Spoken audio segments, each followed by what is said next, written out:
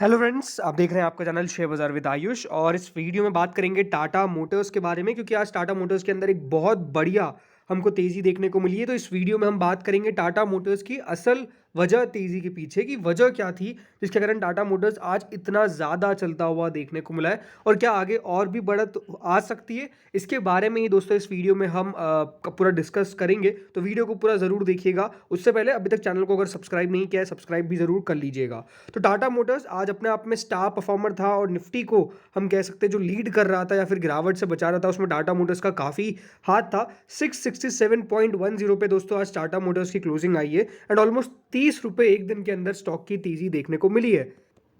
जो तेज़ी थी वो अपने आप में भी इतनी खास क्यों थी? बिकॉज़ काफ़ी समय से दोस्तों स्टॉक थोड़ा-सा कंसोलिडेशन कर रहा था। हाँ, धीरे-धीरे बढ़ ज़रूर रहा था, इसमें कोई दोहराई नहीं है। बट आज दोस्तों वो जो कंसोलिडेशन था उसका एक अप मूव हम कह सकते हैं देखने को मिल चुका है, क्योंकि जो लगातार कंसोलिडेशन कर रहा था स्टॉक एक लेवल पे, आज उस कंसोलिडेशन का ब्रेकआउट भी हमने देख लिया, और स्टॉक ने अपना नया 52 वीक हाई भी लगाया। इसका मतलब शेयर अपने सबसे उच्चतम स्तर पर अब कारोबार करता हुआ देखने को मिल रहा है पिछले 52 वीक्स के अंदर। तो ये अपने आप में एक बहुत ही बढ़िया हम कह सकते हैं कि शेयर होल्डर्स के लिए पॉइंट है, बिकॉज जिन्होंने भी यहाँ पर इन्वेस्ट रहे और जिन्होंने भी समय दिया, अब उनको डेफिनेटली रिटर्न्स अच्छे खासे मिल रहे होंगे, इसमें कोई दोहराई नहीं है। क्योंकि एक समय ऐसा था जब टाटा मोटर्स को घाटा मोटर्स के नाम से बुलाया जा रहा था, क्योंकि लगातार कंपनी दोस्तों लॉस पे लॉस रिपोर्ट कर रही थी। बट अब दोस्तों हम कह सकते हैं सिचुएशन पूरी टर्न अराउंड हो चुकी है, और एक टर्न अराउंड का प्रॉपर अगर कोई एग्जाम्पल है तो वो टाटा मोटर्स आपको देखने को मिलेगा, क्योंकि अपने आप में एक मैसिव रैली देखने को मिली है, और लास्ट एक साल के अंदर स्टॉक जो है वो ऑलमोस्ट 68% से ज़्यादा चलता हुआ देखने को मिला है।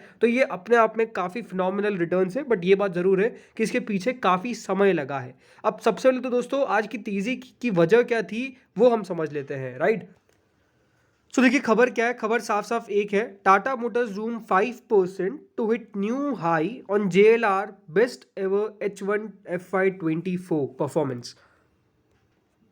सो बेसिकली कल दोस्तों हुआ क्या था, कल JLR के H1 FY24 के आंकड़े रिलीज हुए थे। ये खबर स्पेसिफिकली जो JLR की है वो कल की थी, बिकॉज कल ही कंपनी ने अपडेट दे दिया था कि जो कंपनी है उन्होंने सबसे बढ़िया अपना परफॉर्मेंस दिखाया है JLR के अंदर। बिकॉज याद रखिएगा ये वही JLR है जिसने सबसे ज़्यादा कंपनी को मार पहुंचाई थी, इसमें कोई दोहराई नहीं है।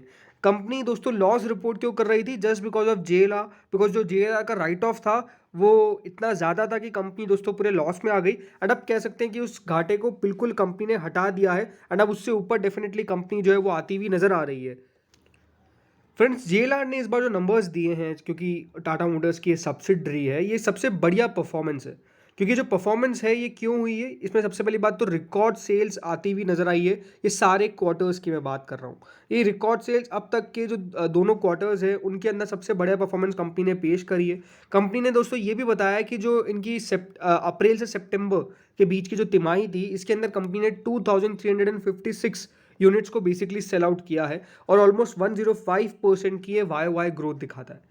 यही दोस्तों जो Q2 है कंपनी का, ऑलमोस्ट 108% की वाई ग्रोथ देखने को मिली है, कि कंपनी ने ऑलमोस्ट 1308 यूनिट्स की बिकवाली करी है।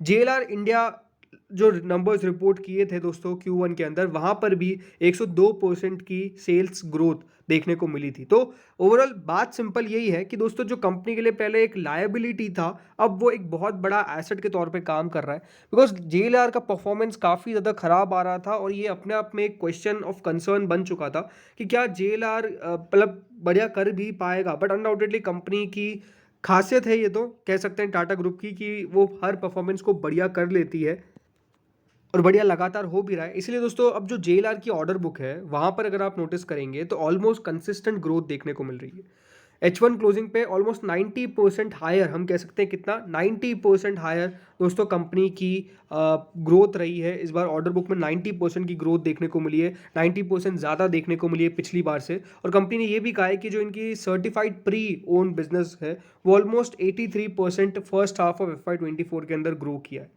जो स्ट्रॉन्ग सेल्स है वो परफॉर्मेंस के अंदर, जो सेल्स के अंदर हम कह सकते हैं कंपनी की काफ़ी बढ़िया रही है। और उन्होंने ये भी कहा है कि हम काफ़ी सक्सेसफुल रहे हैं। जो उनके एक नया लॉन्च आपको देखने को मिला था रेंज रोवर वेलार के अंदर, 24M बाय रेंज रोवर वेलार, वो काफ़ी बढ़िया प्रदर्शन करती हुई नजर आई है। तो यही एक सबसे बड़ा कारण था दोस्तों आज की तेज़ी का। लेकिन नंबर्स के साथ साथ सबसे इंपॉर्टेंट बात जो होने वाली है वो है आगे का फेस्टिव सीजन। इसीलिए दोस्तों ये जो फेस्टिव सीजन स्टार्ट हो चुका है, राइट, ये भी अपने आप में ऑटो पूरी सेल्स के लिए, ऑटो कंपनीज के लिए, ऑटो सेक्टर के लिए ये सबसे बढ़िया क्वार्टर रहता हुआ नजर आता है। अभी तो दोस्तों कंपनी के Q2 के नंबर्स निकल कर आने वाले हैं, उसके बारे में भी हम बात करेंगे, बट सबसे इंपॉर्टेंट क्या है कि जो फेस्टिव सीजन चालू हो चुका है इंडिया के अंदर, ये काफ़ी बढ़िया स्पेंडिंग करता है और इसके कारण जो ल्यूक्रेटिव टाइम फॉर कंपनीज, इसके अंदर कंपनीज जो है वो डेफिनेटली सबसे ज़्यादा सेल्स करती है, डीलर्स अलग अलग टाइप के देखिए ऑफर्स लाते हैं, बैंक के साथ टाई अप करते हैं एंड डेफिनेटली ऑफर्स लाते हैं, जिसके कारण जो कंज्यूमर है वो भी नई नई व्हीकल्स को दोस्तों बाय करता है एंड डेफिनेटली सेल्स काफ़ी सर्च करती है इस समय के अंदर।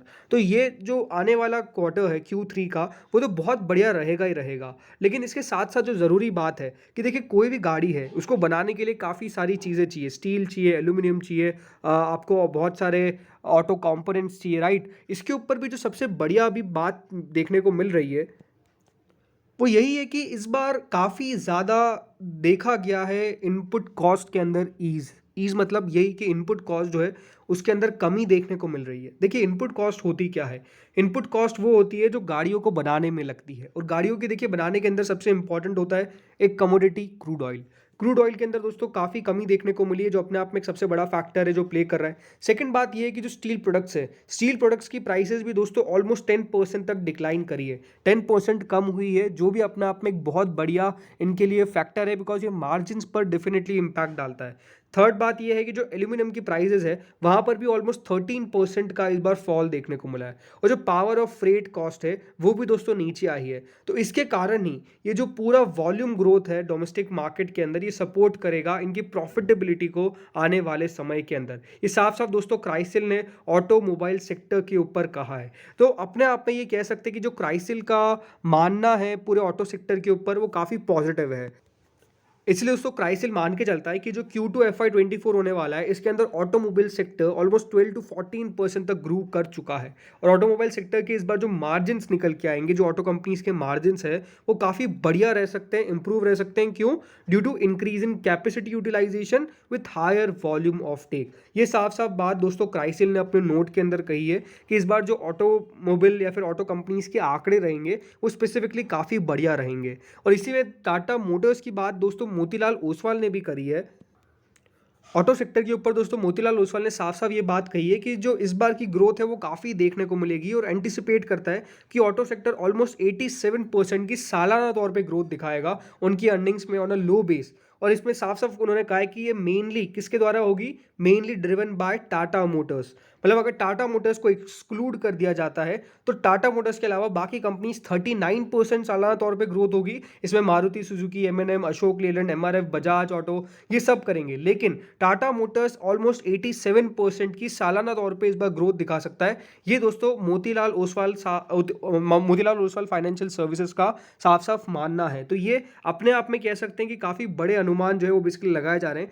और सबसे बड़ी बात क्या है कि इस बार दोस्तों जो ऑटोमोबाइल सेक्टर या फिर ऑटो कंपनीज है उनके मार्जिन पे काफ़ी आपको बढ़त मिलेगी। मार्जिन जो है वो ऑलमोस्ट 200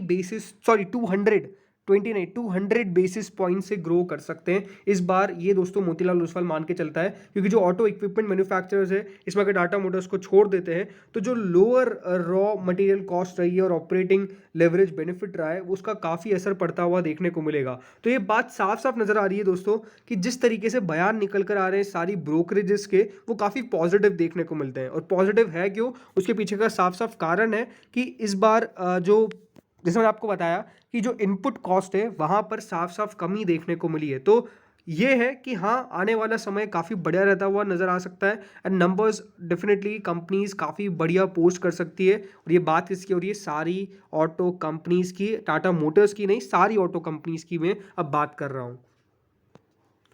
सो फ्रेंड्स सब सिंपल है कि टाटा मोटर्स के अंदर आपको वेट करना पड़ेगा। मतलब इसके अंदर आप ये है कि आपका कितना पेशेंस आप रख सकते हैं, बिकॉज याद रखिए इसके अंदर लास्ट 5 साल जो रहे उसके अंदर इन्वेस्टर्स ने समय दिया है, तब जाके दोस्तों रिटर्न बने हैं। ये समय था जहाँ पे दोस्तों इन्वेस्टर्स ने रुके, इन्वेस्टर्स ने समय दिया, खरीदारी करी। यहाँ पर खरीदारी करने के लिए भी हिम्मत चाहिए थी, ये भी अपने आप में सच है, राइट। उसके बाद दोस्तों जो तेज़ी है वो आपको टाटा मोटर्स पकड़ता हुआ देखने को मिला है। एंड ओवर द ईयर्स अगर टाटा मोटर्स की मैं बात करता हूँ तो टाटा मोटर्स एक स्लो मूविंग काउंटर रहा है, इसमें कोई दोहराई नहीं है। 2000% के रिटर्न आपको डेफिनेटली देखने को मिल जाएंगे, बट स्टिल काफ़ी ऑटो कंपनीज ने इससे बेहतर प्रदर्शन किया है। बट अब ऐसा लगता है कि टाटा मोटर्स भली वो ईवी प्ले हो और या फिर JLR प्ले हो या फिर हम कह सकते हैं स्पेसिफिकली डोमेस्टिक सेल्स भी हो, तो उसमें टाटा मोटर्स बढ़िया करता हुआ देखने को मिल रहा है एंड डेफिनेटली लीड लेने की पूरी पूरी कोशिश कर रहा है।